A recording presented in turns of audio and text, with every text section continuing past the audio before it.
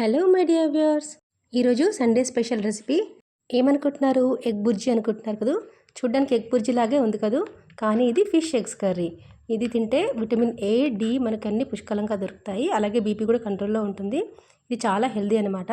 అయితే వీటిని పైన ఉన్న ఒక సన్నటి లేయర్ విడిపోకుండా చాలా జాగ్రత్తగా కడుక్కొని ఆ తర్వాత పసుపు, ఉప్పు, నిమ్మరసంతో కలిపి 10 నిమిషాలు పక్కన పెట్టుకుంటే కూరలో నీచు వాసన రాకుండా ఉంటుంది. ఆ తర్వాత ఒక గిన్నెలో నూనె వేసుకొని ఆవాలు, కరివేపాకు, పచ్చిమిర్చి, 2 పెద్ద ఆనియన్స్ని ఇట్లా పొడుగుగా కట్ చేసుకొని అందులో వేసేసుకొని కొద్దిగా ఉప్పు వేసేసుకొని కలుపుకుంటే చక్కగా మగ్గిపోతాయి. చూడండి ఇలా మగ్గిన తర్వాత మనం అల్లం వెల్లుల్లి పేస్ట్, 1 టీ స్పూన్ పసుపు, 2 టీ స్పూన్ల కారం వేసి బాగా ఫ్రై చేసుకోవాలి.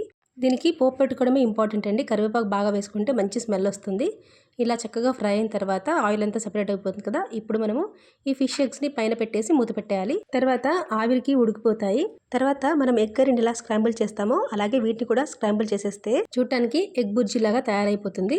అయితే దీనికి ఎక్స్ట్రా టేస్ట్ కోసం నేను 1 table spoon amchur powder, 2 table స్పూన్ల ధనియాల పౌడర్ కూడా వేసి బాగా కలిపేసి ఫ్రై చేసుకోవాలి. చూడండి, ఇలా మెల్లిమెల్లిగా ఫ్రై చేస్తూ ఉంటే అది మొత్తం విడిపోయి ఎగ్ బుర్జీలా తయారైపోతుంది. ఈ ఆమ్చూర్ వేయడం వల్ల పులుపు వస్తుంది. ధనియాల పౌడర్ వల్ల మంచి టేస్ట్ కూడా ఉంటుంది. అలాగే కొత్తిమీర కూడా పైనుండి చల్లేసి మళ్ళీ ఒకసారి బాగా కలపాలి. అయితే ఫిష్ ఎగ్స్ న్యూట్రిషన్ వాల్యూస్ తెలియక చాలామంది అక్కడే పడేస్తూ ఉంటారు. కానీ మీరు ఈసారి తప్పకుండా ఫిష్ తెచ్చుకున్నప్పుడు ఎగ్స్ ఉంటే కనుక అడిగి మరీ తెచ్చుకోండి. అంతేకాకుండా ఒకసారి నేను చూపించినట్టుగా కూడా ట్రై చేసి నాకు కామెంట్లో ఎలా వచ్చిందో చెప్పండి. దాంతోపాటే లైక్ చేసి సబ్స్క్రైబ్ కూడా చేసుకోండి.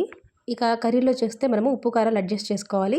చివరికి 1 టేబుల్ స్పూన్ సోంపు, 1 టీ స్పూన్ పెప్పర్ పౌడర్ వేసుకుంటే గుమగుమలాడే ఎగ్ బుర్జీ లాంటి ఫిష్ ఎగ్ కర్రీ తయారైపోతుంది. మీరు దీన్ని అన్నంతో కూడా తినేయచ్చు, లేదా ఒక చిన్న గిన్నెలో వేసుకొని స్నాక్లా కూడా తినేయచ్చు. ఇది చాలా హెల్తీ రెసిపీ. నచ్చితే సబ్స్క్రైబ్ చేసుకోండి. Thank you for watching.